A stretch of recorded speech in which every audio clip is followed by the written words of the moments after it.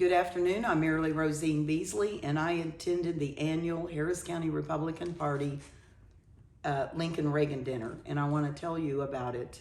I sponsored some seats there last night, and I had a chance to talk to many people in the room. I know quite a few people around here. I know I saw Jack Cagle, and I even saw John Culberson, who used to be our U.S. representative for CD7, which is this area. And I spoke to him briefly because I wanted him to know that I was running for mayor of Jersey Village. This is a cookie from last night, and I just thought that the image was very, just excellent. It's a decorated sugar cookie made by Wicked Good Cookies.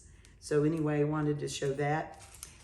Also, because this was a political activity, annual dinner, as far as I can remember, we didn't have it last year because of the situation with the lockdown.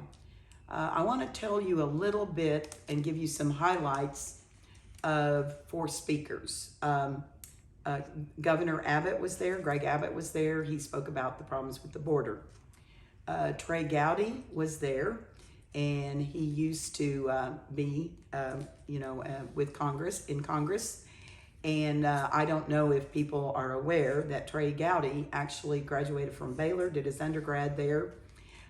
His roommate, I believe his roommate is the son of Ed Young. And so anyway, so Trey Gowdy has a connection to Waco, to Texas. And a lot of people in the room last night graduated from from Baylor. I have a sister who actually graduated from Baylor.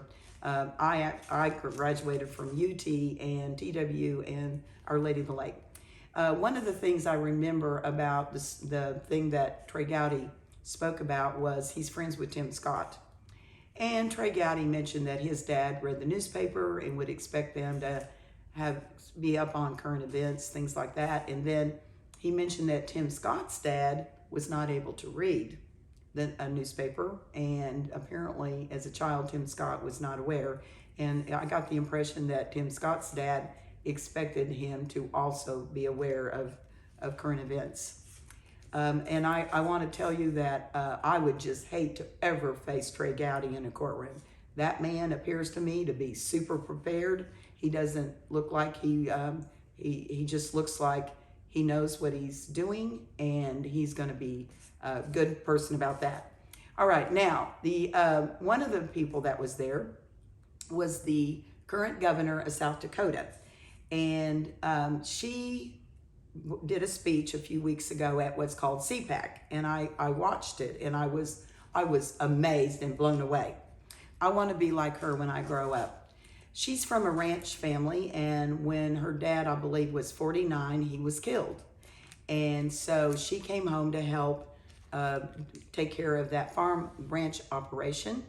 And they discovered that at that time, there was going to be a tax bill due that was about 55% of their holdings. Well, she said they had some holdings and they didn't have a lot of cash in the bank, which is pretty typical when you have that kind of real estate. Most of your money is tied up in your equipment, your land, and your animals, and whatever else you have. My parents were chemists. They were children of farmers, so I'm very aware of some of these problems. All right, so anyway, one of the amazing things about her, Kristen M., is that she never shut down the state of South Dakota.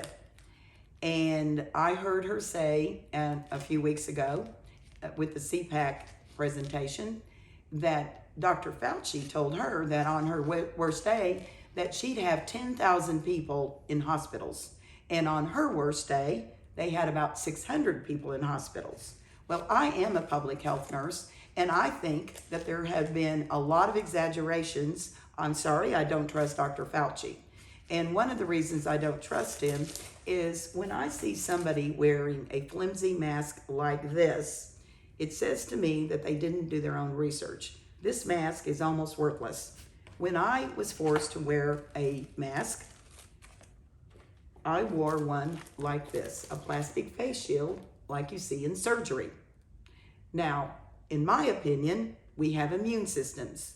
And I don't know why everybody didn't just go outside, be in the sun, get some extra vitamin D, eat healthy, and so forth. And if you're sick, it's good. It's really smart to stay home, rest, drink liquids, and go later out. And if you have a immune system that's compromised, your doctor has advised you to stay away from crowds. So why are we doing all of these things? I don't think that it makes sense to me. Anyway, I just want to mention a couple of things.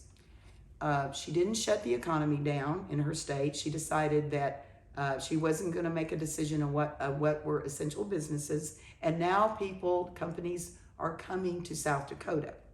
A quick story that she mentioned when she got involved.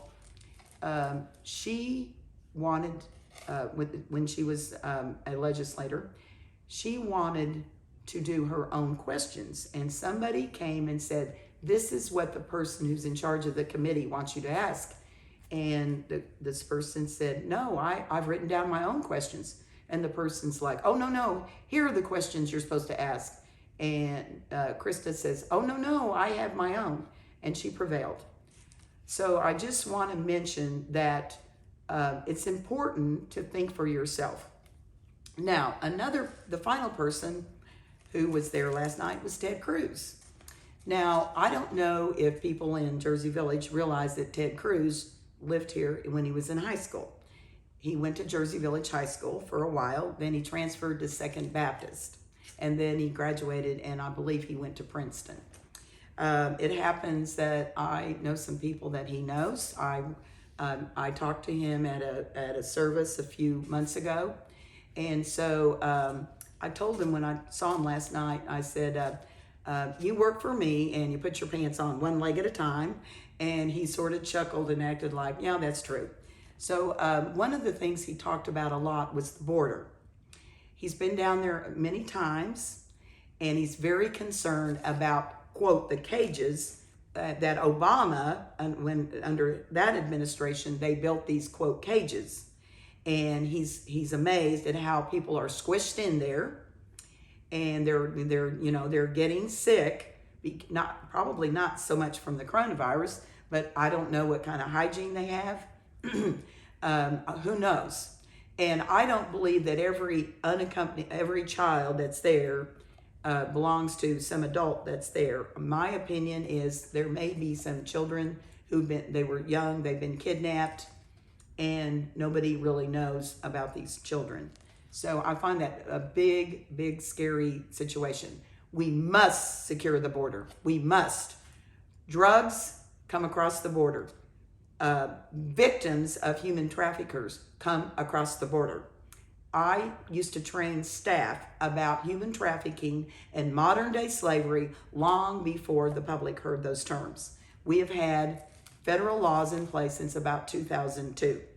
So I want to make sure that if you ever see anything that looks weird, that appears to be some kind of trafficking situation, do not do anything on your own. You need to contact the authorities. It's too dangerous for the victims.